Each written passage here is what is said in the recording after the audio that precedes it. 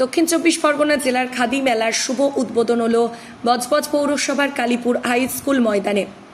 এক ঝাঁক বিধায়ক, চেয়ারম্যান, কর্মদক্ষ ও খাদি প্রশাসনিক দপ্তরের আধিকারিকদের নিয়ে মেলার উদ্বোধক বজবজ বিধানসভার বিধায়ক অশোক দেবের হাত ধরে প্রদীপ প্রজ্বলনের মধ্য দিয়ে মেলার শুভ সূচনা হয়।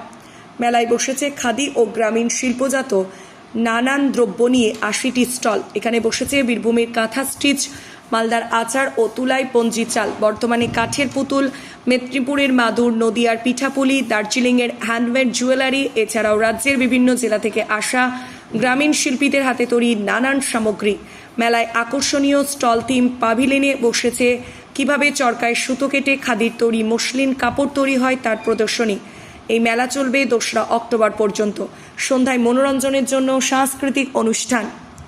উদ্বোধনী অনুষ্ঠানে ছিলেন পশ্চিমবঙ্গ রাজ্যের খাদি ও গ্রামীণ শিল্প পর্ষদের মুখ্য নির্বাহী আধিকারিক মৃদুল হালদার, পশ্চিমবঙ্গ রাজ্যের খাদি ও গ্রামীণ শিল্প পর্ষদের প্ল্যানিং অফিসার বিশ্বজিৎ সরকার, দক্ষিণ চব্বিশ পরগনা জেলার সভাধিপতি নীলিমা মিস্ত্রি বিশাল, সহ সভাপতি সীমান্ত কুমার মালি, বজবজ পৌরসভার চেয়ারম্যান গৌতম দাশগুপ্ত, পশ্চিমবঙ্গ রাজ্য খাদি ও গ্রামীণ শিল্প পর্ষদের দক্ষিণ চব্বিশ পরগনা জেলা আধিকারিক অশোক পাল।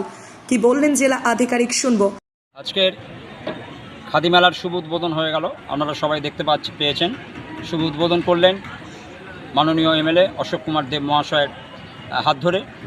এই মেলা সকল স্তরের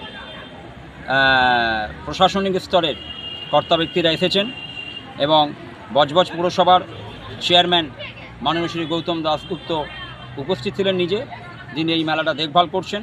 তার অনেক সহযোগিতা পেয়েছি এবং কাউন্সিলর, বজবজ পৌরসভার ভাইস চেয়ারম্যান, পূজালী পৌরসভার চেয়ারম্যান যারা এসেছিলেন, এসডিও সাহেব এবং আরও অন্যান্য নেতৃবৃন্দ যারা এসেছিলেন। কোন জায়গায় হচ্ছে মেলাটি?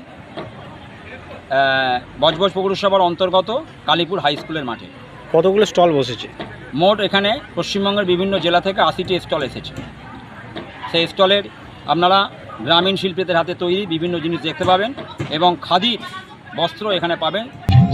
কুন্তল মণ্ডলের রিপোর্ট, সজাগতা নিউজ।